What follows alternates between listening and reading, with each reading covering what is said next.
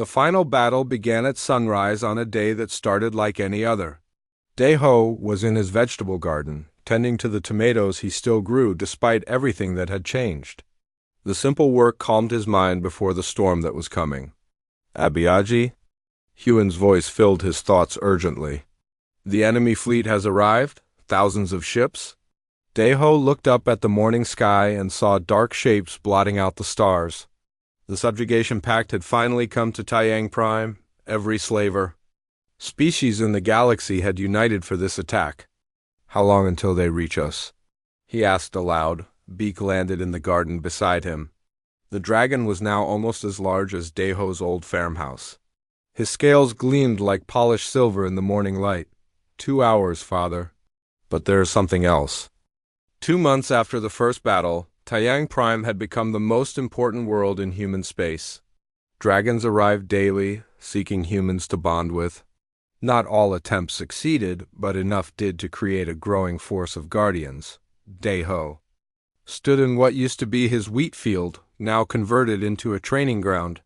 23 human-dragon pairs practiced combat maneuvers under the morning sun. Each guardian pair was unique. Some focused on aerial combat. Others specialized in ground tactics. A few had developed abilities no one expected. "The Changmyra pair can become invisible," Dr. Lee reported as she approached. She now served as the chief medical officer for the Guardian Corps, and the Pac Juno team can share their consciousness with our computer systems. "Evolution in real time," Dae-ho mused. "Each bond creates new possibilities." His own connection with Beak and Huon had grown stronger. The young dragons were now the size of horses and still growing. Their telepathic range had increased to cover the entire planet. They could coordinate all the guardian pairs simultaneously. During training exercises, "Abiyaji," Beak's voice appeared in his mind. "A human military fleet is approaching. The commander is sending a priority signal," Dae-ho sighed. He had been expecting this visit. The colonial government had been surprisingly patient, but they would eventually want answers about the dragons. And the Guardian program. The fleet landed near the old farmhouse, which had been rebuilt and expanded into the Guardian Corps' headquarters. The lead ship was a heavy cruiser that looked like it could destroy a small moon. Admiral Park Min-ho stepped out of the command shuttle. Dae-ho had not seen his older brother in 10 years. Min-ho looked exactly like he remembered. Tall and serious with the bearing of a career military officer. "Hello, little brother," Min-ho said formally. "Hello, young," Dae-ho replied, using the old familiar term for older brother. "I think we need to talk." They met in the farmhouse kitchen, which Dae-ho had kept exactly as it was before the dragons arrived. It reminded him of simpler times. Min-ho sat across from him at the old wooden table where their family had shared so many meals when they were children. "The Colonial Council is concerned," Min-ho began without any small talk. "You have created a private military force on a frontier world. Some members think you are planning a rebellion." "Against who? For what purpose?" "That is what I came to find out." Min-ho paused and looked around the familiar kitchen. "Dae-ho, what happened to you? You were always the quiet one. The one who just wanted to grow vegetables and live in peace." "Peace found me," Dae-ho said simply. 2 children needed help. I helped them. Everything else followed from that choice." "Children?" Min-ho raised an eyebrow. "The reports say you are bonded with alien creatures of immense power. Would you like to meet them?" Before Min-ho could answer, Beak and Huon entered. Through the back door. Both dragons had to duck to fit through the opening. They were magnificent now, with scales that seemed to hold captured sunlight. "Uncle," Beak said politely in Min-ho's mind. "We are honored to meet our father's brother." Min-ho fell off his chair. "They can talk?" Dae-ho explained unnecessarily. "I gathered that," Min-ho said as he picked himself up from the floor. "They are much larger than I expected." "We grow quickly when we are happy and well-fed," Huon added with what might have been dragon humor. Professor Kim entered the kitchen carrying a datapad. "Admiral Park, I have the intelligence report you requested. The news is not good." She activated a holographic display showing a map of known space. Red dots marked Void Hunter activity. There were hundreds of them. The Void Hunters have formed alliances with 3 other slaver species, Professor Kim explained. They are calling it the Subjugation Pact. Their combined fleets outnumber all human forces by 10 to 1. Their goal? Minho asked. Complete conquest of this galactic sector. Every intelligent species will be enslaved or eliminated, including humans? Daeho asked. Especially humans. Our ability to bond with dragons makes us a primary threat to their plans. Minho studied the display. With a tactical eye, when will they attack? Our spies estimate 6 months. They are gathering forces at the edge of the galactic rim. Diplomat Choi Ji-hoon arrived that afternoon with even worse news. He was a small man with nervous energy who spoke 3 languages and seemed to worry about everything. The Galactic Council session was a disaster, he reported. Half the member species want to ally with us against the slavers. The other half want to surrender us to the Void Hunters to avoid a war. And the Council's decision? Admiral Minho asked. No decision. They are paralyzed by fear and political infighting. We are on our own. Daeho felt a familiar anger building in his chest. Politicians playing games while innocent people faced slavery or death. Some things never changed, no matter what planet or species was involved. How many guardian pairs do we have now? He asked Dr. Lee. 47 active pairs. Another dozen in training. But Daeho, even with our enhanced abilities, we cannot fight an armada. No, agreed a new voice. But you will not be fighting alone. The air in the kitchen shimmered and Elder Nim's projection appeared. The ancient dragon looked older and more tired than before. Elder, Beak and Hewen said together, bowing their heads respectfully. I bring word from the surviving free peoples, Elder Nim announced. Species that have escaped the slavers' nets. They are willing to join an alliance against the subjugation. Pact, how many ships? Admiral Minho asked with professional interest. Not many. The slavers have been thorough in their campaign. But the free peoples have something the pact lacks. They fight for freedom instead of profit. That makes them dangerous. Professor Kim was studying her datapad with excitement. I am detecting massive energy signatures approaching the system. Multiple contacts, unknown configuration. They rushed outside to see ships descending from space. Not human ships or Void Hunter vessels. These were beautiful crystalline constructs. That seemed to be grown rather than built. They landed with whispers instead of roars. Beings emerged from the ships. Some looked like walking plants. Others resembled geometric crystals with glowing cores. A few defied easy description entirely. The Shard Collective, Elder Nim identified them. Ancient artificial intelligences that have achieved consciousness. They were among the first species the Void Hunters tried to enslave. A crystal being approached Daeho. Its voice was like musical chimes. First Guardian. We have monitored your progress with great interest. Your species shows remarkable adaptability. Thank you, Daeho said, not sure of the proper etiquette when talking to a living computer. Will you help us fight the slavers? We will share our technology, our manufacturing capabilities, our strategic analysis, but we cannot fight directly. We are builders, not warriors. We are warriors, said another voice. A ship landed that looked like it was made of living wood and metal vines. Tall beings with bark-like skin and eyes like green fire stepped out. They carried weapons that seemed to pulse with life. The Grove. Clans, Elder Nim identified them. Master of biological warfare and planetary defense. More ships arrived throughout the day. Each brought representatives of species that had suffered under slaver rule. They came seeking the legendary First Guardian who had bonded with the last celestial wardens. As the sun set, Daeho stood on his rebuilt farmhouse porch looking out at the strangest gathering in galactic history. Dragons flew overhead with their human partners. Crystal beings shared data with plant-like creatures. Military officers from a dozen species planned strategy with an ancient dragon projection. His brother Minho stood beside him. You really have started something here, little brother? I did not start anything, Daeho replied. I just refused to let children be sold as slaves. And now? Now we finish what the slavers started, but we finish it on our terms. In the distance, more ships were approaching. The galaxy's free peoples were gathering on a small farming world, united by a simple farmer who had chosen compassion over fear. The real war was about to begin. The first attack came at dawn. Void hunter ships swept down from the sky like dark birds of prey. Their weapons turned the colonial security vehicles into melted metal.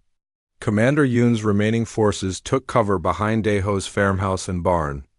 The orbital defense platform is not responding, Professor Kim shouted over the sound of energy weapons. Something is jamming our communications. Daeho crouched behind his kitchen counter with Beak and Huan pressed against his sides. The young dragons were trying to be brave, but he could feel their terror through their mental link.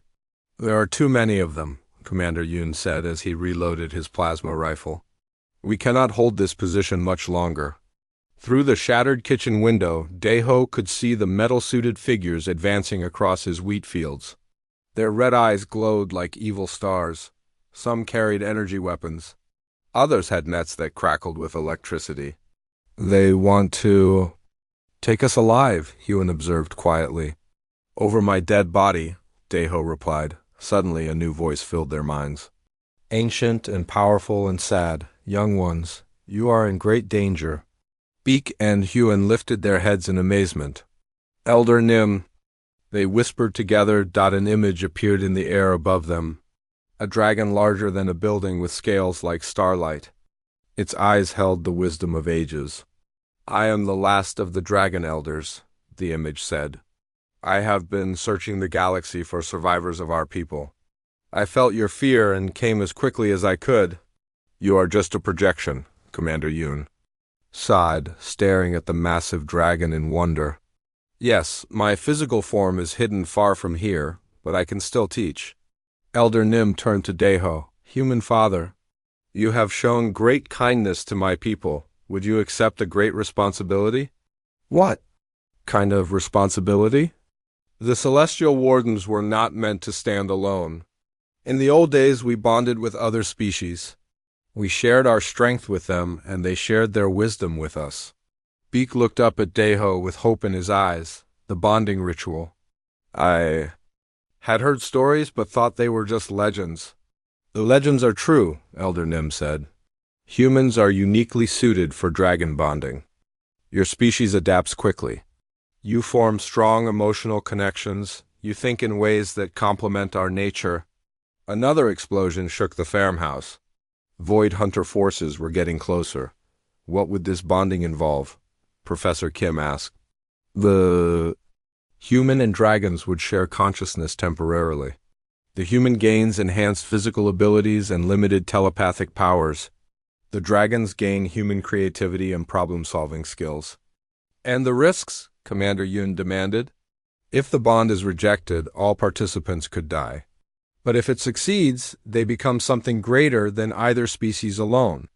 Daeho looked at Beak and Huan. Both young dragons were watching him with trust and love. Outside, the Void Hunters were destroying everything he had built. His farm, his peaceful life, his future. How do we do it? He asked. Elder Nim's projection smiled. Place your hands on their heads. Open your heart completely. Let them into your deepest thoughts and memories. Accept them into your very soul. Daeho knelt down between the two dragons. He put one hand on Beak's warm scales and the other on Huan's. Are you sure about this? We chose you as our father before, Beak said.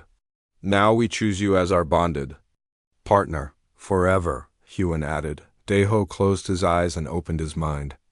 Immediately, he felt the dragon's consciousness touch his own. Their thoughts mixed with his thoughts. Their memories became his memories. He saw their homeworld as they remembered it. Beautiful beyond description. He felt their pain at watching. It burned. He experienced their months of captivity and torture. He shared their joy at finding freedom and safety with him. In return, they saw his memories. His childhood on Earth, his love for Yoonji and the pain of losing her, his lonely years on the farm, his instant protective instinct when he found them injured. The bonding went deeper. Their life forces began to merge. Daeho felt power flowing into his body. His muscles became stronger. His senses became sharper. His mind could suddenly process information at incredible speed. The dragons changed too. Beak grew larger and his scales became brighter. Huan's wounds healed completely and he stood tall and proud.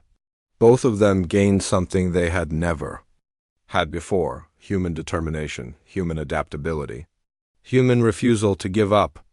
The bonding is complete, Elder Nim announced with satisfaction.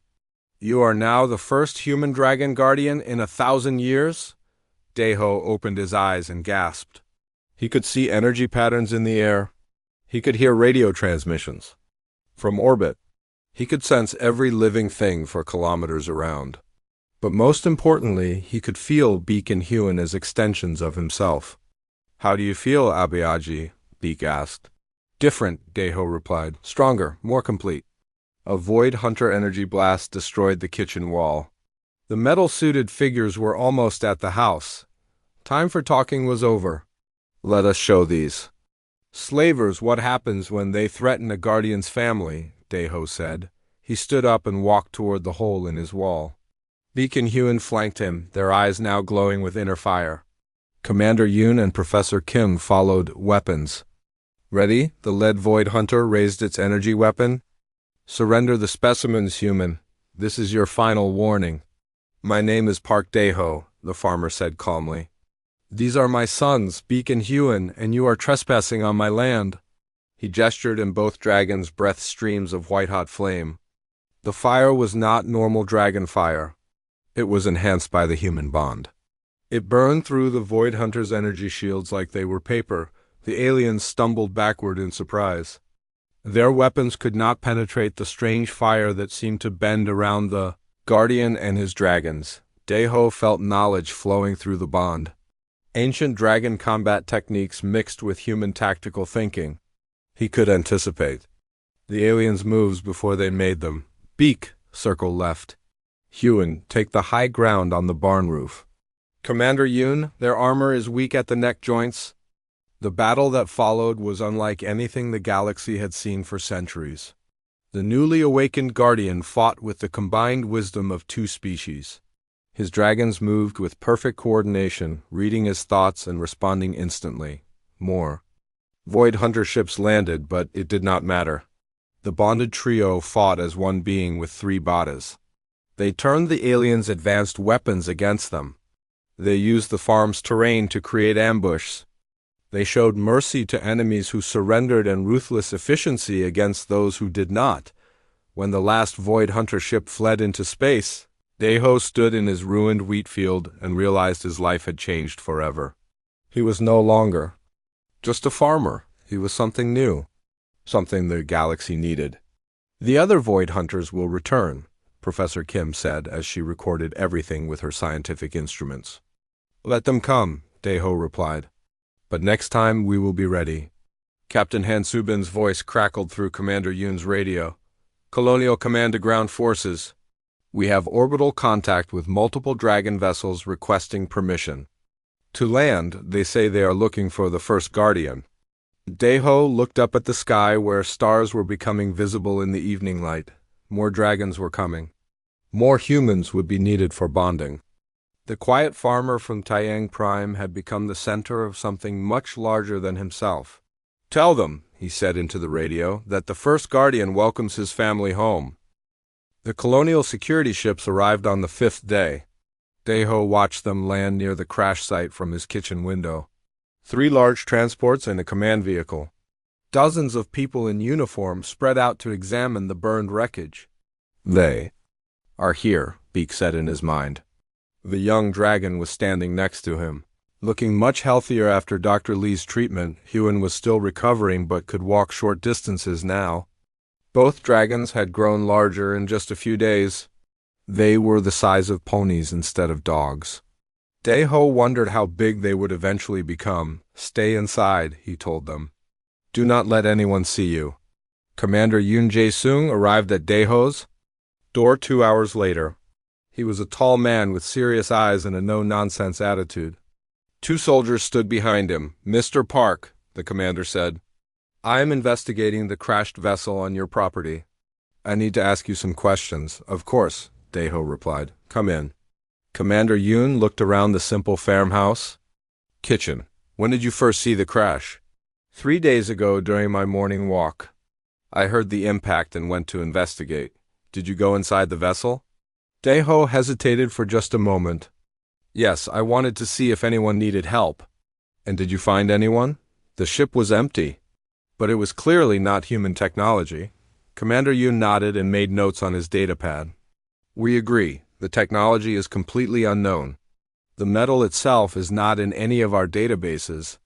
Neither are the symbols covering the hull." A new voice spoke from the doorway. "The power source is particularly interesting." Deho turned to see a woman in a science uniform. She was older with gray hair and intelligent eyes. "This is Professor Kim Hae-jin," Commander Yoon said. "She is our xenobiology expert." Professor Kim stepped into the kitchen. The ship was powered by something we have never seen before. Some kind of crystalline energy matrix, very advanced. And there are traces of biological material throughout the vessel. "What kind of biological material?" Deho asked, trying to keep his voice steady. "Unknown.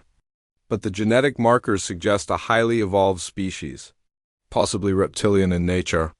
She paused and looked directly at him. "Mr. Park, are you sure you found the ship empty?" Before Deho could answer, alarms began sounding outside. All three. Visitors rushed to the window. In the distance, dark shapes were descending from the sky, ships that moved wrong. Ships that seemed to bend light around them. "Void hunters," Beek's voice appeared in Deho's mind. Filled with fear, Commander Yoon was already talking into his communication device. "All units, we have unknown vessels approaching. Raise shields and prepare for possible hostile contact." The dark ships landed near the crash site. Figures in metal suits began emerging from them. Even at this distance, Deho could see their glowing red eyes. "Professor," Commander Yoon said urgently, "we need to evacuate you immediately." "Wait," Professor Kim said. She was staring at the alien ships with fascination instead of fear. "This is an incredible opportunity. First contact with a new species. A species that might be hostile." The commander replied. One of the metal-suited figures raised a device and pointed it at the colonial ships. A beam of red energy struck the nearest transport. The human vessel simply vanished. No explosion. No debris, it was just gone. "Definitely hostile," Commander Yoon said grimly. "We are leaving now." But before they could move, a new voice filled the air. It came from everywhere at once, cold and mechanical. "Humans of this world, we are the Void Hunters. We seek escaped property that crashed on your planet. Return what belongs to us and you. Will not be harmed." Professor Kim looked at Deho with new understanding. "You did find something in that ship, didn't you?" Deho felt trapped. In the back of his mind, he could sense Beek and Hewen hiding in the bedroom. They were terrified but trying to stay quiet. "The escaped property consists of 2 young specimens," the voice continued. "Rare albino dragons of significant value. Anyone harboring these creatures will face severe consequences." Commander Yoon grabbed Deho by the arm. "If you have these creatures, you need to tell me now. This is a matter of planetary security. They are not property," Deho said quietly. "They are intelligent beings, they have names, they have feelings." "So, you do have them," Professor Kim said. Before Deho could respond, the bedroom door opened. Beek walked out, followed by Hewen, who was moving slowly but steadily. Both dragons held their heads high despite their fear. "We will not hide while others suffer for helping us," Beek said in everyone's mind. Commander Yoon and Professor Kim stared at the dragons in amazement.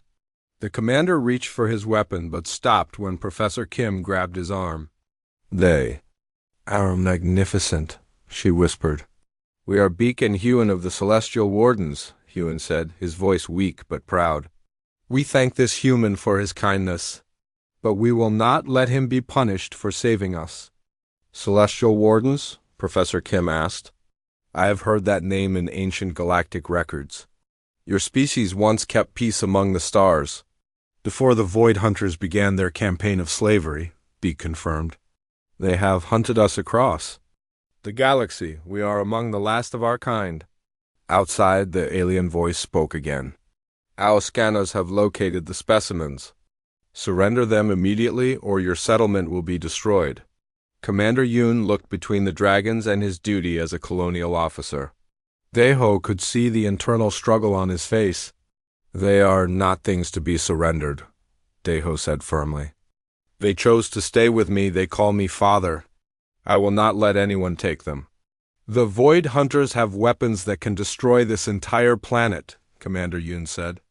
I cannot risk millions of lives for 2 creatures. These creatures represent hope, Professor Kim interrupted. If they truly are the last celestial wardens, they may hold knowledge that could help all of us. A shadow fell across the kitchen window. One of the alien ships was hovering directly over the farmhouse. The mechanical voice spoke again, but now it was coming from much closer. Human farmer. You have 10 minutes to bring the specimens outside. If you refuse, we will take them by force and destroy your dwelling. Daeho looked at Beak and Huan. Both dragons were watching him with their jewel-colored eyes. He could feel their love for him and their fear of being captured again. Abiyaji, Beak said softly, we do not want to go back to the cages, but we do not want harm to come to you either. We will fight if we must, Huan added, struggling to stand taller. We are young, but we remember some of the old powers. Daeho made his choice. He had lost his wife to an accident. He would not lose his new family to slavers. No one is taking you anywhere, he said firmly. He turned to Commander Yoon. These dragons are under my protection. If that makes me an enemy of the colonial government, so be it. Commander Yoon studied his face for a long moment. Then the commander made his own choice. Professor Kim, contact the orbital defense platform. Tell them we have a first contact situation that requires immediate military support. You are helping us? Daeho asked with surprise. I sworn to protect the people of this colony, Commander. Yoon replied, that includes protecting them from slavers. Even alien ones. Outside, the countdown continued. But now humans and dragons stood together, ready to face whatever came next. 3 days had passed since Daeho brought the dragons home. He had turned his spare bedroom into a recovery room for them. Old blankets covered the floor. Water bowls sat in the corners. The wounded dragon named Huan was getting stronger, but still could barely walk. Daeho sat on the floor next to them with a first aid kit. He was cleaning the cuts on Beak's scales with antiseptic. The dragon held very still, even though the medicine clearly stung. This might hurt, Daeho said softly. We trust you, Abiyaji, Beak replied in his mind. Daeho stopped cleaning the wound. What did you call me, Abiyaji? It means father in your language. Is that not correct?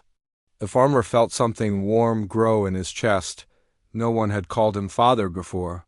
He and Yunji had wanted children but never had the chance. Now these strange creatures saw him as their parent. You can call me that if you want, Daeho said quietly. Huan lifted his head from where he lay on the blankets. Abiyaji saved us. Abiyaji cares for us. You are our father now. That afternoon, Daeho called Dr. Lee Sora.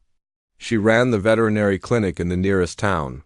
She was also the only person he trusted enough to help with this situation. I have some animals that need medical attention, he told her over the communication device. What kind of animals? Dr. Lee asked. It is hard to explain. Can you come out to my farm? Bring supplies for treating large wounds. Dr. Lee arrived 2 hours later in her medical transport. She was a small woman with kind eyes and gentle hands. She had treated Daeho's farm animals many times over the years. Where are these injured animals? She asked as she carried her medical bag into the house, in the bedroom. But Dr. Lee, I need to warn you. They are not like any animals you have seen before. She gave him a strange look but followed him down the hall.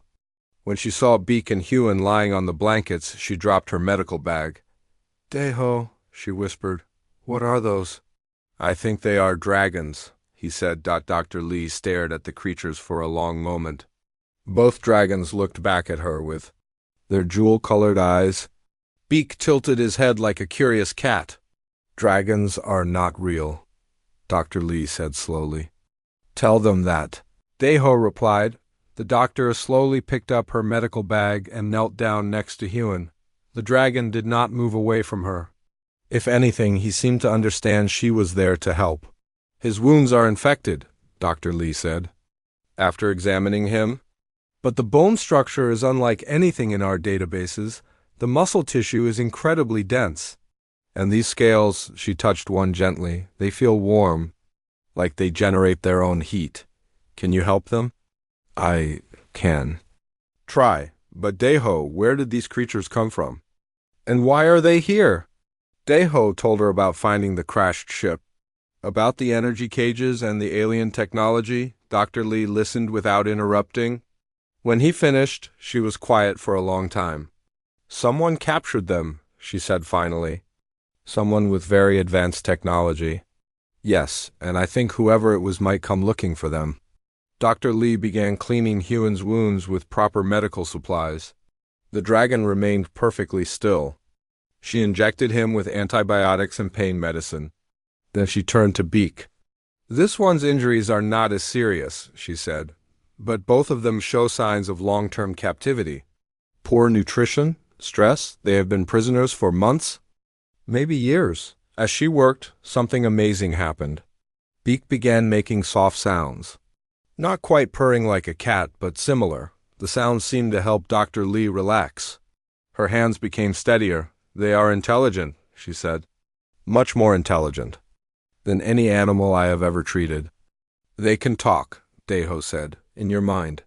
They called me father. Dr. Lee looked at him with surprise. Then she looked at Beak. Can you hear me? She asked aloud. Yes, kind healer. Beak's voice appeared in her mind. Thank you for helping. Yes, Dr. Lee sat back on her heels with shock on her face. This changes everything? If these creatures are truly intelligent, then keeping them secret becomes much more important. The colonial government would want to study them, or worse. What? Do you mean worse?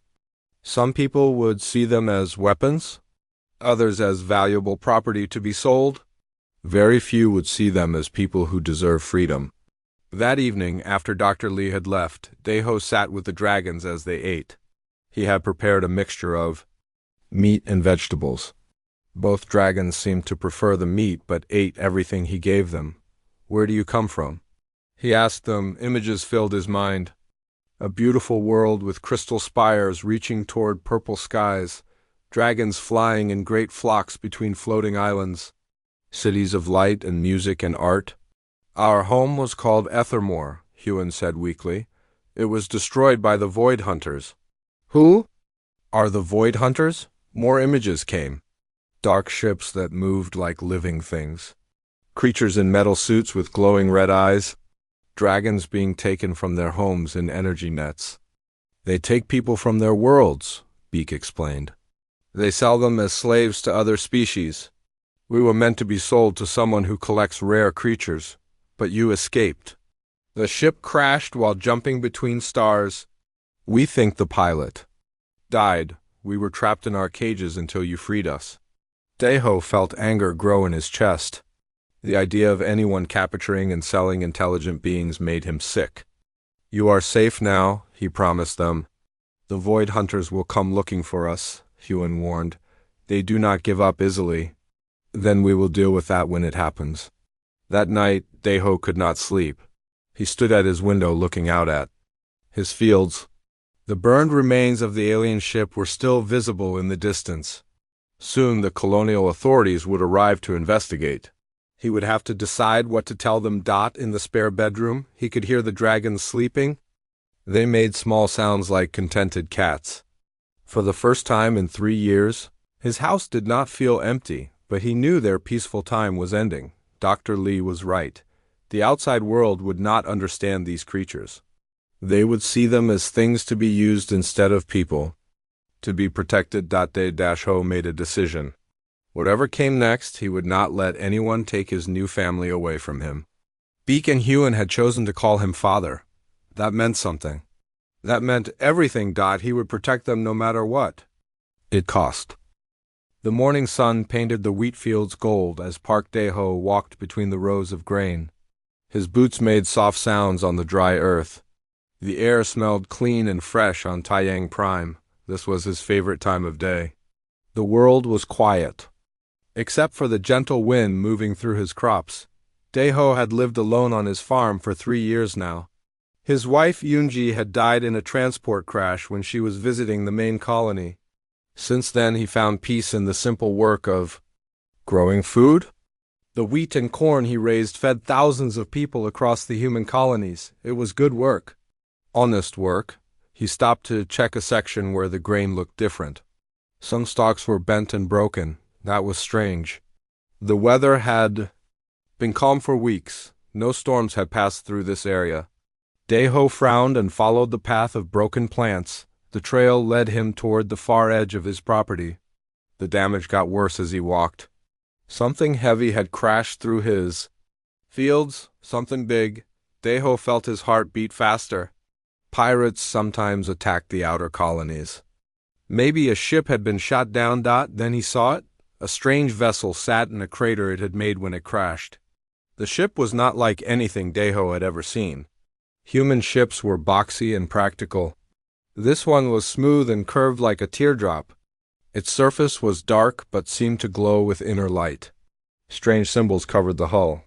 They seemed to move when he looked at them directly. Dae-ho approached carefully. Steam rose from the crash site. The ship had hit hard but was still in one piece. He could hear sounds coming from inside. Not engine sounds, something else. Something that made his skin crawl. It sounded like crying. He found an opening in the side of the ship. The metal around it was twisted and torn. Dae-ho pulled out his work light and shined it inside. What he saw made him gasp. 2 creatures lay trapped in glowing cages. They were small, maybe the size of large dogs. But they were not dogs. They had long necks and tails, 4 legs with clawed feet, wings that were folded against their sides.